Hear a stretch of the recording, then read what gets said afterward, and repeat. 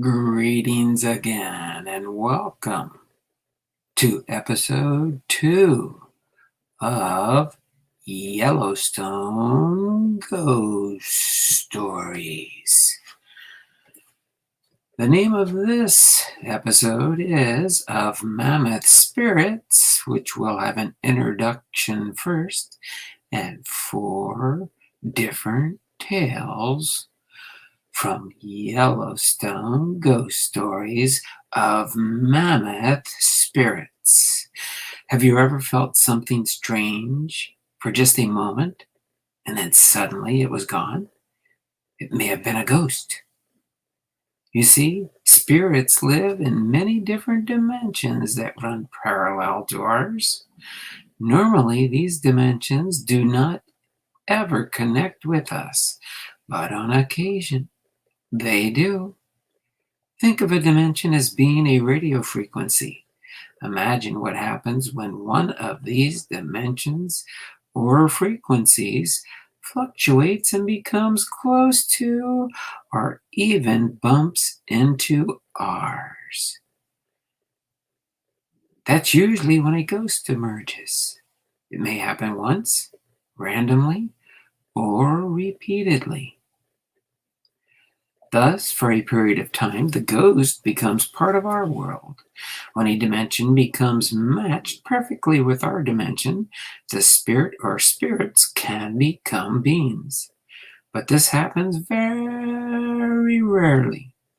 Usually, the match is much less perfect and the specters appear in transparent forms. More often, there is even a lesser match, and the ghost may only show a sign of presence. This can be a light, sound, smell, touch, chill, or a combination. Because these signs are so common, we don't even think of them as being spirits making contact. Of Mammoth Spirits is not one story, but a collection of experiences from park visitors and employees who have seen, heard, touched, and yes, even smelled the spirits of Yellowstone.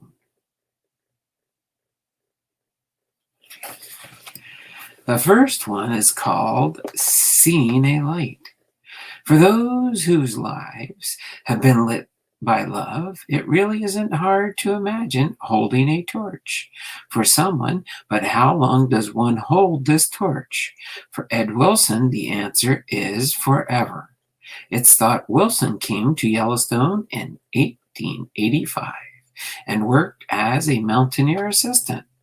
Soon he became an Army scout, a position he took very seriously. If there were soldiers at the fort who didn't like him, it was because he didn't hesitate to report them if he caught them poaching in the park.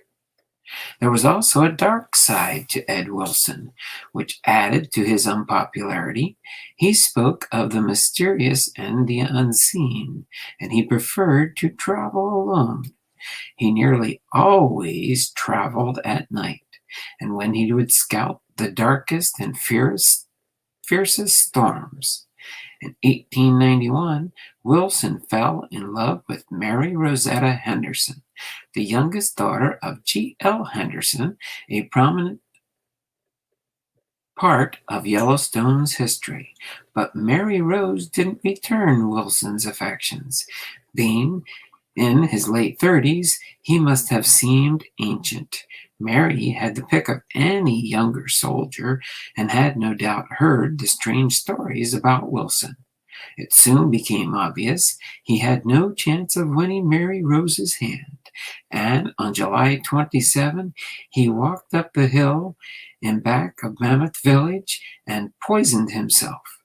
No one knew he left. No one saw him go. When it finally became obvious he was missing, a search was initiated. A year passed before his scantily clothed skeleton was found on the hill where he took his life. There, next to his remains, lay an empty bottle of morphine. Now, more than a century later, there is a faint light that many people have seen on the top of the hill above the Mammouth Hot Springs village. Both employees and visitors have seen it. It's not there every night, but sometimes when there's no moon and the black sky is full of stars, Wilson's dimension bumps into ours, and the light on the hill is where Ed Wilson sat and decided with a heavy heart that it would be impossible to live without that beautiful Mary Rose.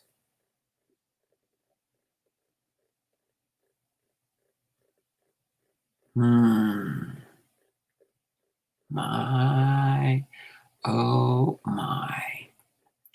What a way to go. Next up, we have Hearing Ghosts of Armies Past. In 1872, Yellowstone was designated the world's first national park. But this wasn't enough. With no funds allocated for protection, the park was still at the mercy of poachers and souvenir hunters. Finally, in 1886, Captain Moses Harris and a troop of 50 soldiers were sent from Fort Custer and assigned to national park duty. The soldiers arrived in Yellowstone late that summer and set up Camp Sheridan at the foot of Capitol Hill at Mammouth. This was to be only a temporary arrangement, but it ended up spanning more than 30 years. With this assignment, Captain Harris became the first military superintendent of the park. In 1890, Congress designated funds for the permanent post at Yellowstone. By this time, Camp Sheridan had grown considerably and was replaced by Fort Yellowstone. The fort was enlarged several times, and eventually 4 troops were assigned to it. But the fort had its share of sadness. Soldiers, civilians, and family members died in Yellowstone, and many were buried in the Fort Yellowstone Army Cemetery. In 1916, the National Park Service was created, bringing a bittersweet end to the Army's control. At sunset on July 4th, 1916, the old garrison cannon perched atop Capitol Hill was fired, for that was probably the last time. The United States Army then vacated the park, leaving only its ghosts behind. Strangely enough, the Army soon came and got them too. The very next year, the remains of all military personnel buried in the Fort Yellowstone Army Cemetery were mysteriously dug up and transferred to the military cemetery that was then called Custer's Battlefield in southeastern Montana. Today, the Mammoth Horse Corrals have a hillside with an old Fort Yellowstone graveyard. On occasions, late in the evening, voices can be heard coming from the directions of the old fenced-in graves. The voices are calling for their fathers and husbands and friends who were taken and will never return. Wow. Next we have up here the house that Hiram hunts. Hiram Martin Chittenden is considered to be one of Yellowstone's most remarkable figures. Assigned to the Army Corps of Engineers, he spent 2 tours of duty in Yellowstone in 1891 as a lieutenant, and he was placed in direct charge of the construction and maintenance of roads and bridges. Like many, he fell under Yellowstone's magical spell. On his second tour, during his tour of duty in 1899, he was assigned to the post of engineer officer. Chittenden was delighted to be back in Yellowstone. This was his favorite station and the place where he and his family were the happiest. Each spring they looked forward to returning to clean air and spectacular scenery. In 1902, given a bigger budget, Chittenden turned his attention to buildings and offices, including a new mess house and a brand new home for himself. Chittenden's house was built just east of Mammouth Hot Springs Hotel. Being of wood construction, the house was simple in design, and Chittenden loved it. He spent many hours at his desk reading, writing, and pondering the future of Yellowstone while enjoying his favorite cigars. After the 1905 season, Chittenden returned to his winter home in Sioux City and was later stationed in the Northwest. He died in 1917, never returning to Yellowstone, at least not alive. Since his death, however, he has returned to his beloved Yellowstone and to his home many times. The Chittenden home is now occupied by the officers of the Yellowstone Association and the Yellowstone Institute. For a while, Chittenden showed no signs of his presence. Recently, however, he has become very obvious. He often fiddles with the computers in the office and flickers the lights. The staff sometimes finds that he randomly opens and closes doors. One staff member related that late one evening, when he returned to the building to pick up something he had left, as he ascended the stairs, the office door opened for him, an inviting gesture on Hiram's part.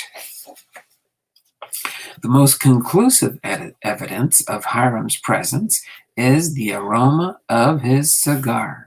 The smell permeates his old house, especially upstairs in the Yellowstone Institute offices, which were once the bedrooms. The smell ordinarily would not cause attention, but smoking in public buildings has been prohibited for many years. What a perfect place for Hiram to hunt. But why has he come back? Before he died, Chittenden confided that he only regretted not accomplishing more while posted in Yellowstone. Now he returns as a seasoned mentor, a guardian spirit for those who seek his inspiration and guidance. The poet Henry Wordsworth Longfellow said it best when he wrote, "All houses in which men have lived and died are haunted houses. Through the open doors, the harmless phantoms on their errands glide with feet that make no sound upon the floors."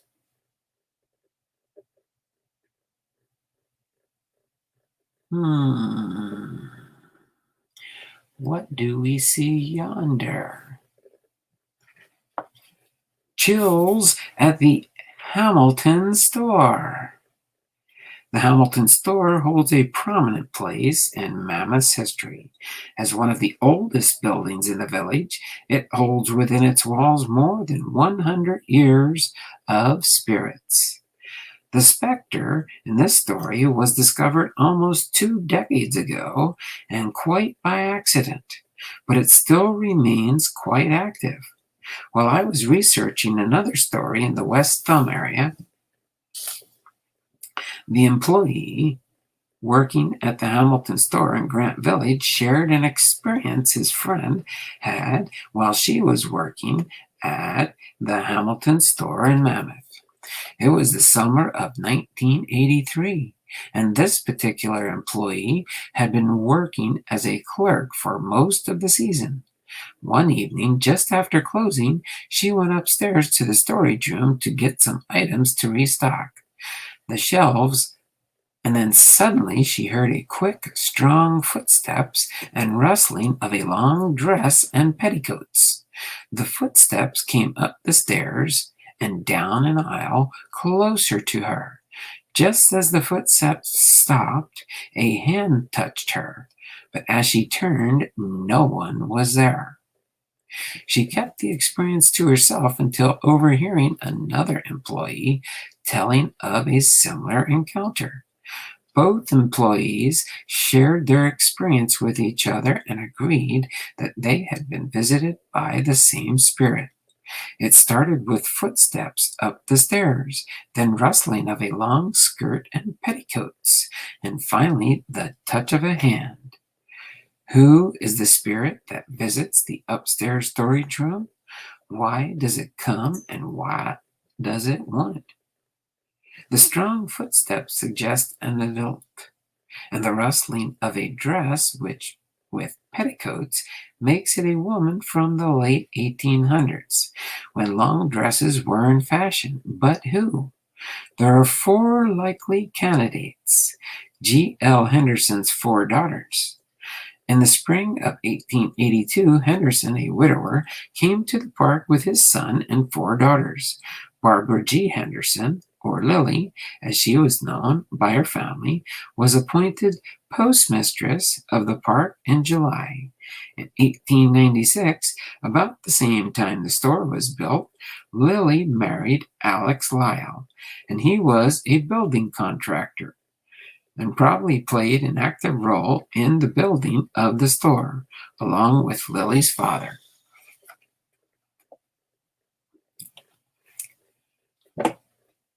Alex and Lily ran the store and later entered into partnership with Lily's sister, Jeannie Henderson's Ash, to operate other stores at various points in the park.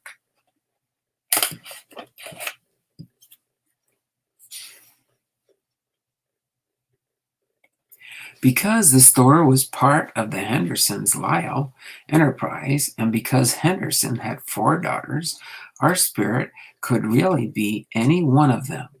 But our instincts tell it is Lily, who busily sashays through the store, putting things in place, dusting and looking over shoulders of visitors who also hear the footsteps and petticoats and feel her touch, only to turn and see no one. Yes, it's Lily, the original storekeeper, who is greeting visitors and following the staff to make sure that everything in her store is in its proper place.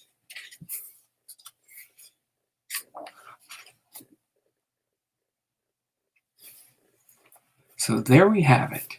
Episode number 2, Yellowstone Ghost Stories.